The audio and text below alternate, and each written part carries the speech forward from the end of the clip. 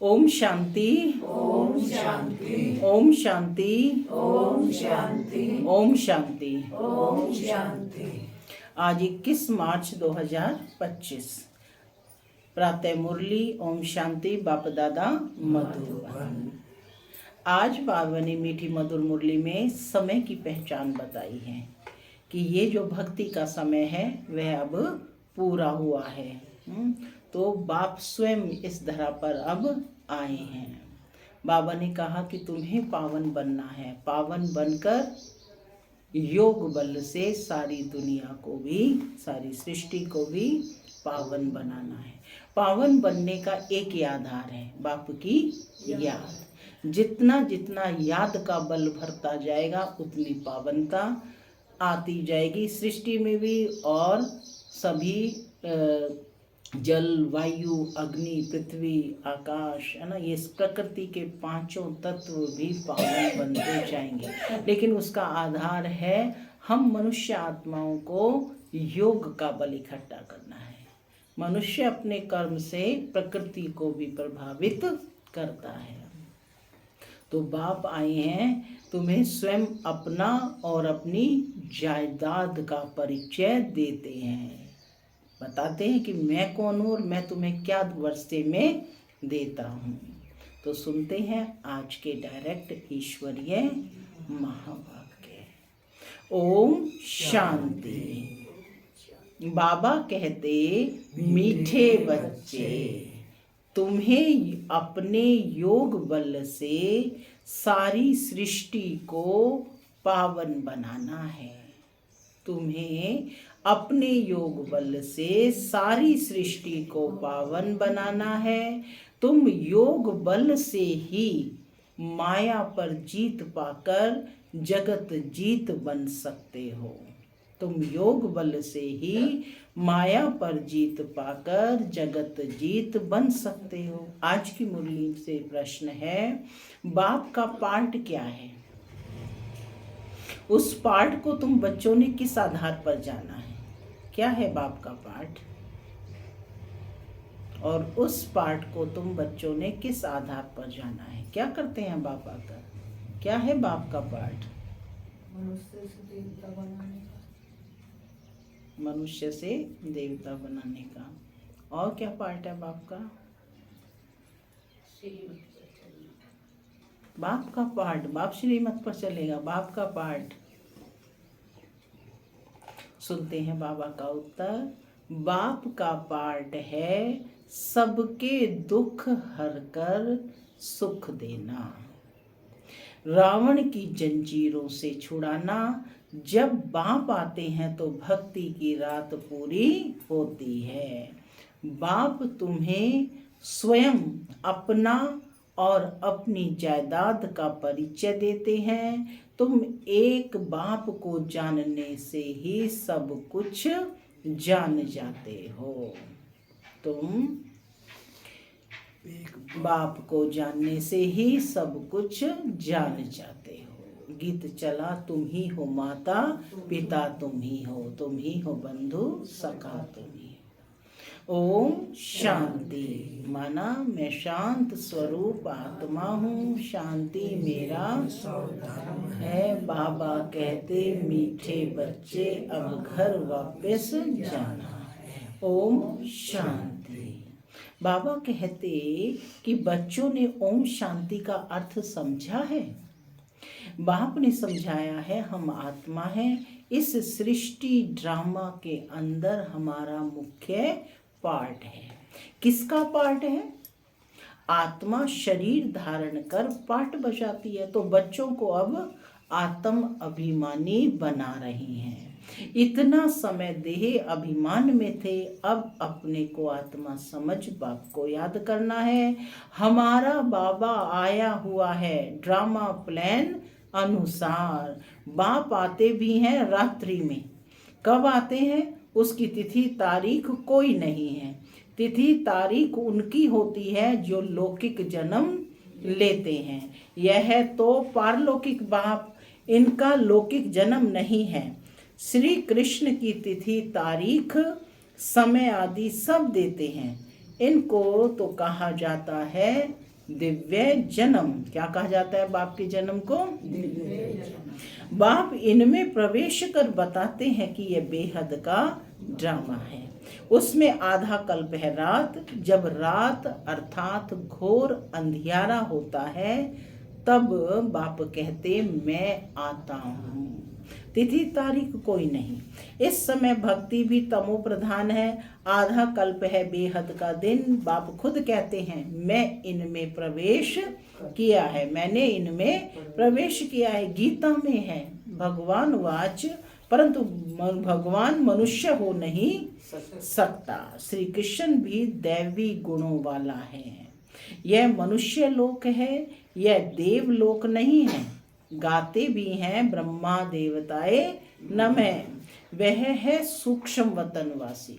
जो ब्रह्मा देवताए नमः कहते हैं वो कौन सा है? ब्रह्मा सूक्ष्म वतनवासी। और यहाँ जो है वह तो मनुष्य ही है ना, वह है सूक्ष्म वतनवासी। बच्चे जानते हैं वहाँ हड्डी मांस नहीं होता। कैसा होता है फिर? लाइट का शरीर। वह है सूक्ष्म सफेद छाया। जब मूल वतन में है तो आत्मा को न सूक्ष्म शरीर छाया वाला है न हड्डी वाला है। इन बातों को कोई भी मनुष्य मात्र नहीं जानते हैं। बाप ही आकर सुनाते हैं और ब्राह्मण ही सुनते हैं और कोई नहीं सुनते। ब्राह्मण वर्ण होता ही है भारत में। वह भी तब होता है जब परम पिता परमात्मा प्रजापिता ब्रह्मा द्वारा ब्राह्मण धर्म की स्थापना करते हैं। अब इनको रचता भी नहीं कहेंगे। नई रचना कोई रचते नहीं, सिर्फ रिज्यूनेट करते माने परिवर्तन करते हैं।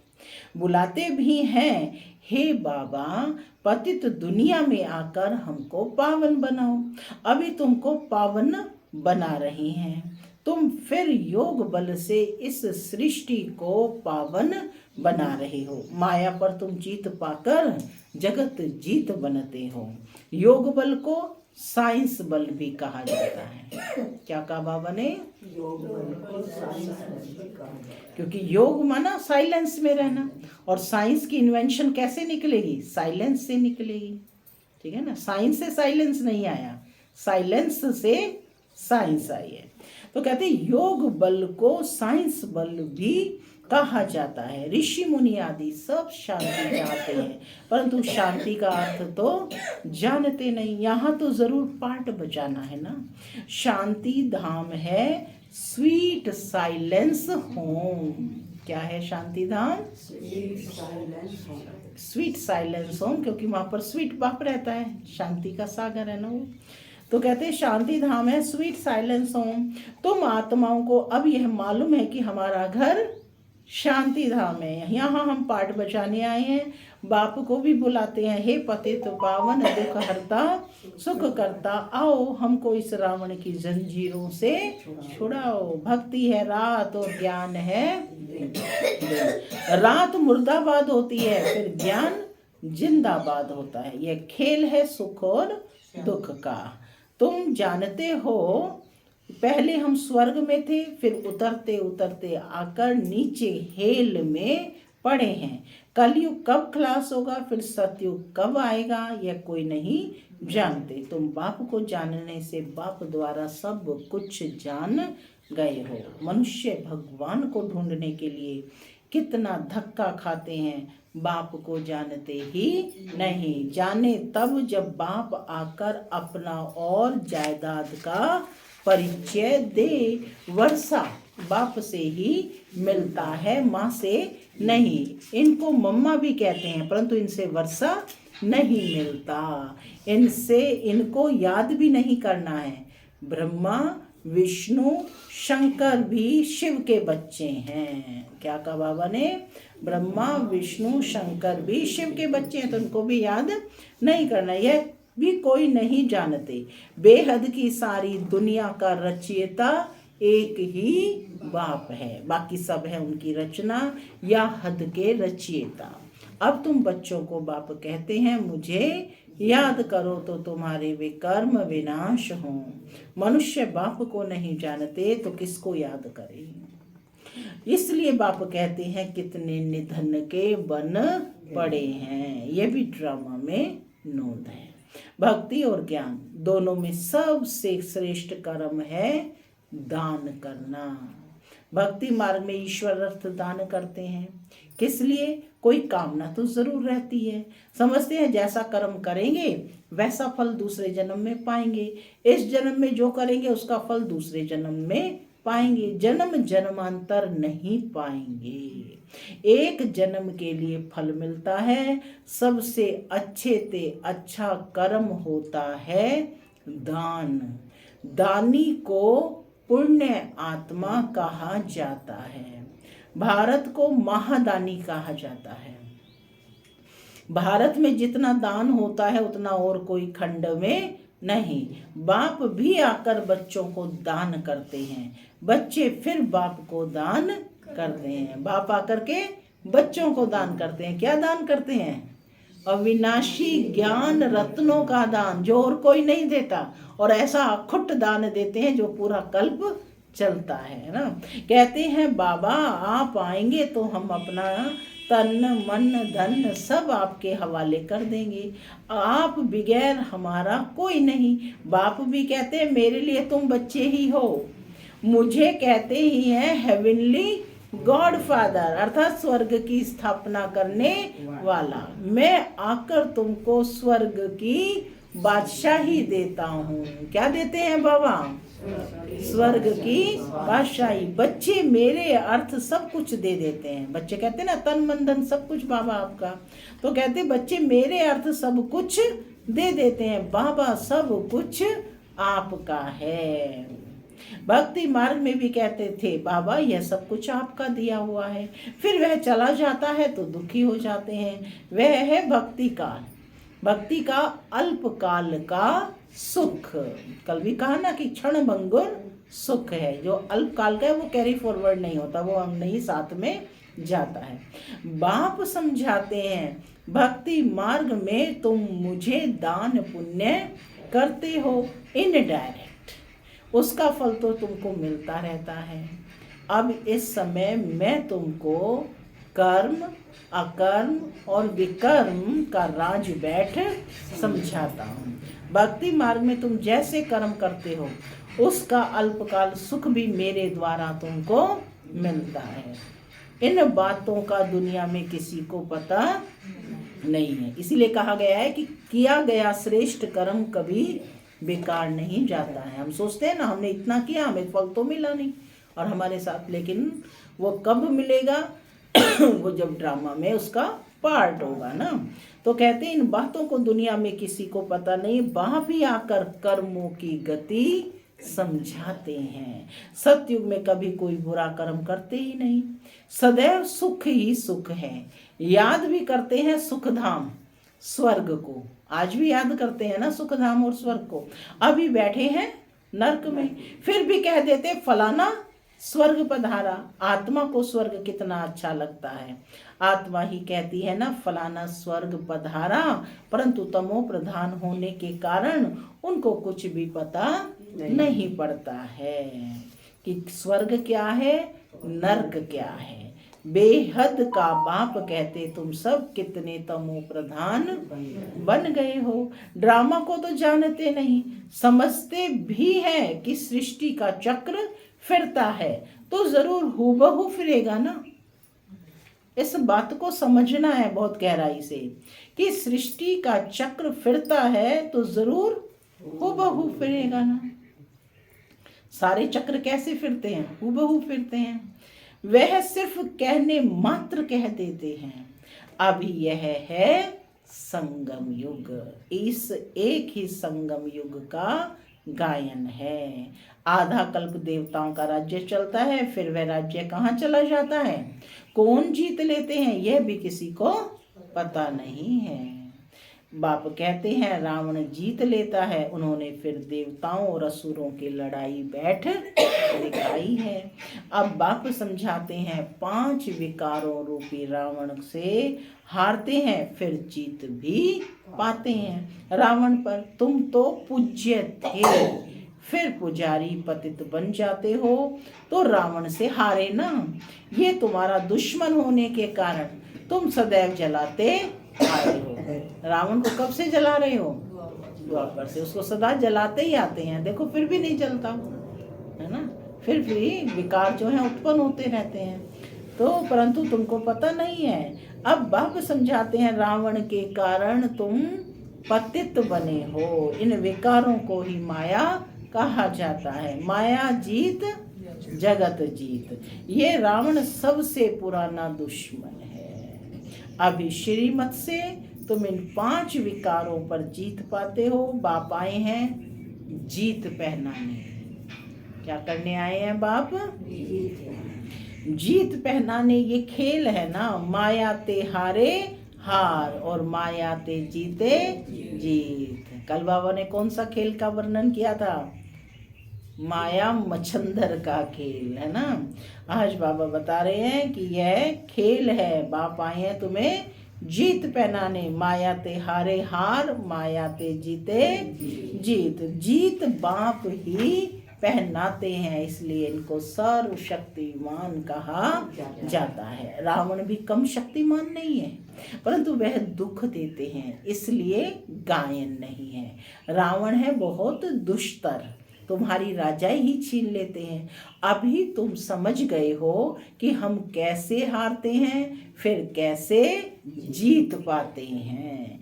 आत्मा चाहती भी है, हमको शांति चाहिए, हम अपने घर जावें, भक्त भगवान को याद करते, परंतु पत्थर बुद्धि होने के कारण समझते नहीं है। भगवान बाबा है तो बाप से जरूर वर्षा मिलता होगा, मिलता भी जरूर है, वर्षा मिलता भी जरूर है, परंतु कब मिलता है, फिर कैसे गंवाते हैं, ये नहीं जानते। बाप कहते हैं मैं इस ब्रह्मा तन द्वारा तुमको बैठ समझाता हूँ, मुझे भी ऑर्गन्स चाहिए ना। बाप तो निराकार है, हमको तो ऑर्गन्स नहीं है, तो कहते मुझे भी तो ऑर्गन्स चाहिए ना, मुझे अपनी कर्मेंद्रियां तो है नहीं। सूक्ष्म वतन में भी कर्मेंद्रियां हैं, माने कि लाइट का शरीर है तो कर्मेंद्रियां तो है ना, कर्म चल होता है वहां से भी। चलते फिरते कैसे होता है वहां पर? सूक्ष्म वतन का बाबा बता रहे हैं, जैसे मूवी बाइस्कोप होता है, यह मूवी टॉकी बाइस्कोप निकले हैं, तो बाप को भी समझाने में सहज होता है। पहले टॉकी नहीं होता था ना, है ना, सिर्फ मूवी के माध्यम से है, लेकिन धीरे धीरे फिर टॉकी भी आया, है ना, तो आवाज भी आई। पहले सिर्फ जो है चलचित्र चलते हुए दिखाई देते थे, यह मूवी टॉकी बाइस्कोप निकले हैं, तो बाप को भी समझाने में सहज होता है। उन्हों का है बाहुबल और तुम्हारा है योग बल। वह 2 भाई भी अगर आपस में मिल जाएं तो विश्व पर राज्य कर सकते हैं, परंतु अभी तो फूट पड़ी हुई है। तुम बच्चों को साइलेंस का शुद्ध घमंड रहना चाहिए। क्या कहा बाबा ने? साइलेंस का शुद्ध घमंड रहना चाहिए। साइलेंस में रहकर कुछ भी कर सकते हैं, जो भी प्राप्त करना चाहे। साइंस भी साइलेंस से आई, जो भी वैज्ञानिक रहे, कितना समय साइलेंस में रह कर के उन्होंने परीक्षण किए, तब जाकर के सफलता मिली। आवाज में नहीं, उन्हें जीवन चला गया है बिल्कुल साइलेंस में रहते हुए। तो बाबा कहते तुम बच्चों को साइलेंस का शुद्ध घमंड रहना चाहिए, और हम तो हैं ही शांति धाम के रहवासी। तुम मन मनाभव के आधार से साइलेंस द्वारा जगत जीत बन जाते हो। तुम मन मनाभव के आधार से, जब शांति के सागर बाप से मन को कनेक्ट करते हो, तो उस साइलेंस से तुम क्या बन जाते हो? जगत जीत। वह है साइंस घमंडी और तुम हो साइलेंस घमंडी। अपने को आत्मा समझ बाप को याद करते हो। याद से तुम सतो प्रधान बन जाएंगे। बहुत सहज उपाय बताते हैं। तुम जानते हो शिव बाबा आए हैं हम बच्चों को फिर से स्वर्ग का वर्षा देने। तुम्हारा जो भी कलयुगी कर्म बंधन है, बाप कहते हैं उनको भूल जाओ। 5 विकाल भी मुझे दान में दे दो। तुम जो मेरा मेरा करते आए हो, मेरा पति, मेरा फलाना, यह सब भूलते जाओ। सब देखते हुए भी उनसे ममत्व मिटा दो। यह बात बच्चों को ही समझाते हैं। जो बाप को जानते ही नहीं वह तो इस भाषा को भी समझ ना। ये मुरली की भाषा उनको समझ में आएगी नहीं आएगी ना, इसलिए साप्ताहिक कोर्स करना जरूरी होता है। बाप आकर मनुष्य से देवता बनाते हैं। देवताएं होते ही सतयुग में हैं, कलयुग में होते हैं मनुष्य। अभी उन तक उनकी निशानियां हैं अर्थात चित्र हैं। मुझे कहते ही हैं पतित पावन। मैं तो डिग्रेड होता नहीं हूँ। बाबा कह रहे हैं मैं तो डिग्रेड होता नहीं, मैं तो पतित बनता नहीं, मैं तो कौन हूँ, एवर पावन हूँ ना। तुम कहते हो हम पावन थे फिर डिग्रेड हो पतित बने हैं। अब बाप आकर पावन बनाओ तो हम अपने घर में जाएं। घर में कैसे जाएंगे? पावन बनकर के जाएंगे।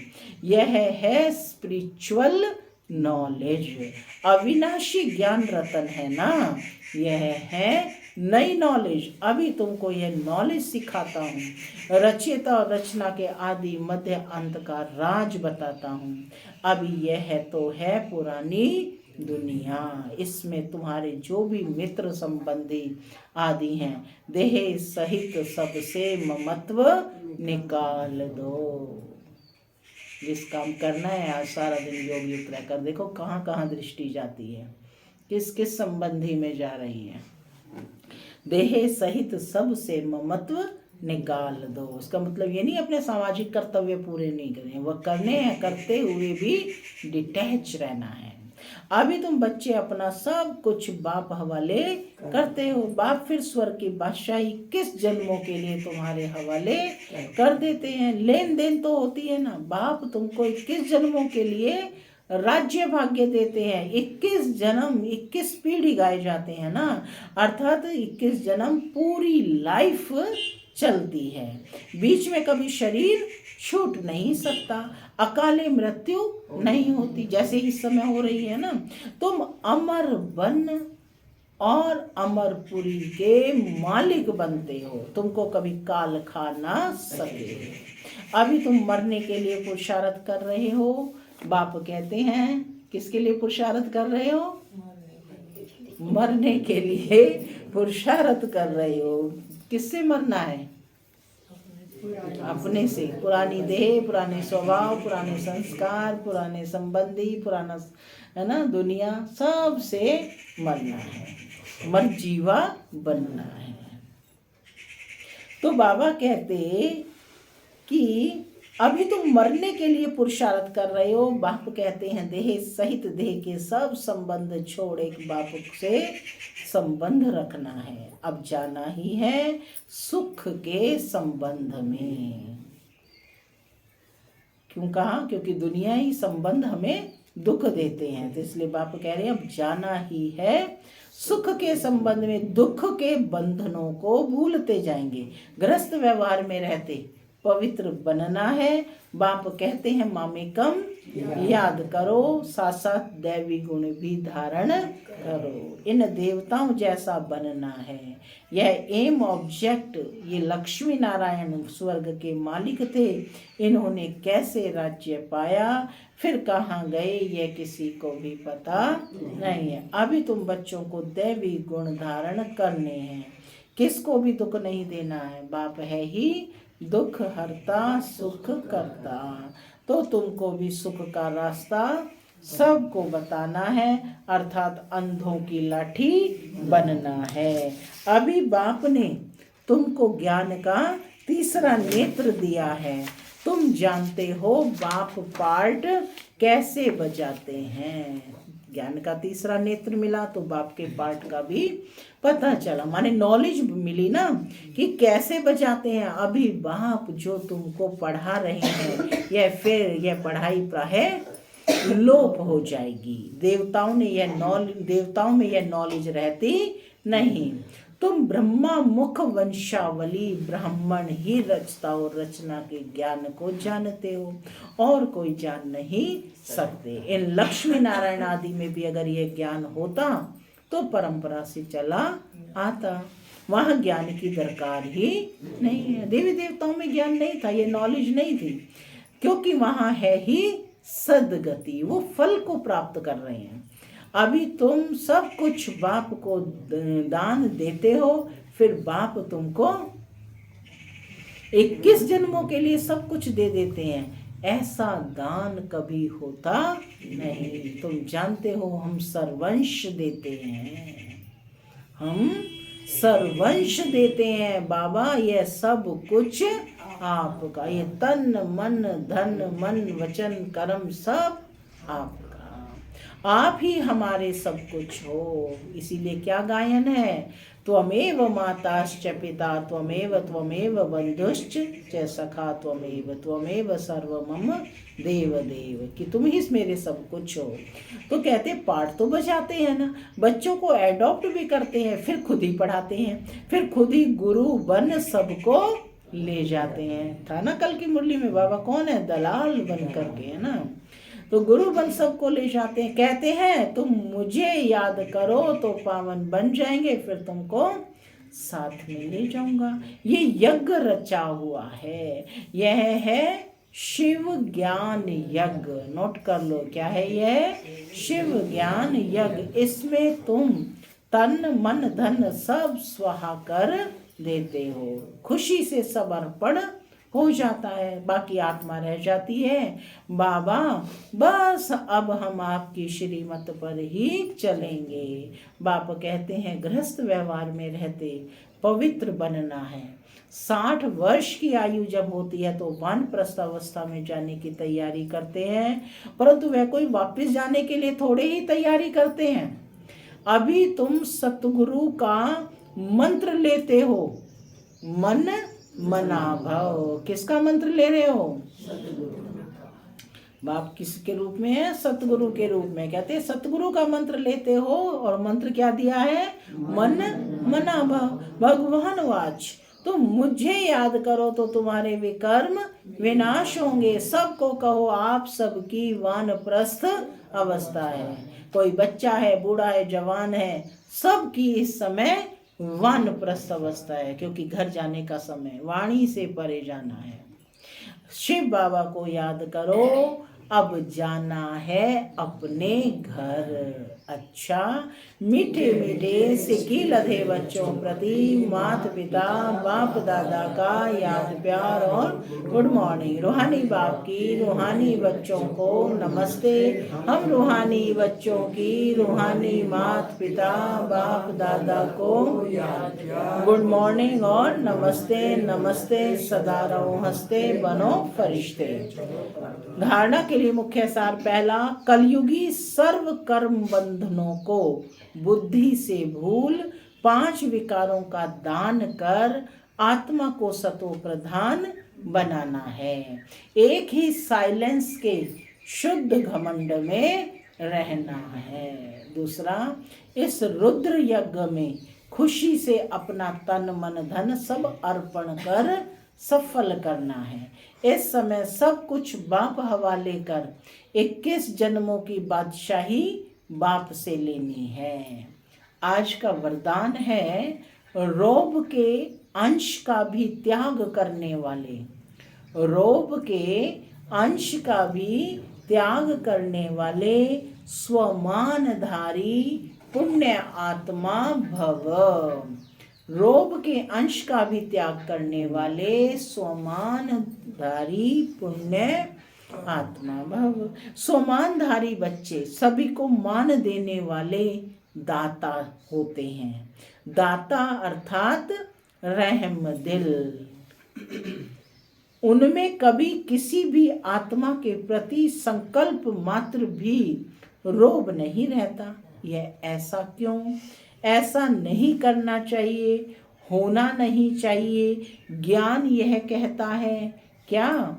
यह भी सूक्ष्म रोब का अंश है, लेकिन स्वमानधारी पुण्य आत्मा गिरे हुओं को उठाएंगी, सहयोगी बनाएंगी।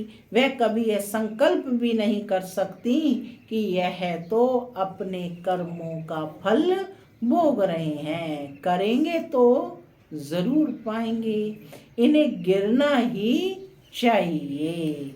ऐसे संकल्प आप बच्चों के नहीं हो सकते।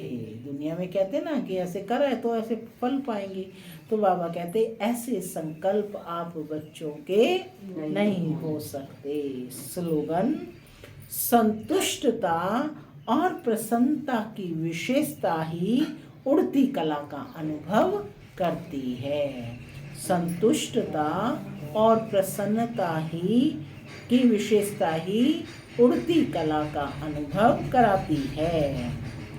अव्यक्तिशाली सत्यता और सभ्यता रूपी कल्चर को अपनाओ। सत्यता की शक्ति की निशानी है निर्भयता। कहा जाता है सच तो बिठो नच, अर्थात सत्यता की शक्ति वाला सदा बेफिक्र निश्चिंत होने के कारण, निर्भय होने के कारण खुशी में नाचता रहेगा। यदि अपने संस्कार व संकल्प कमजोर हैं तो वह कमजोरी ही मन की स्थिति को हलचल में लाती है। इसलिए पहले अपनी सूक्ष्म कमजोरियों को अविनाशी रुद्र यज्ञ में स्वाहा करो। ओम शांति।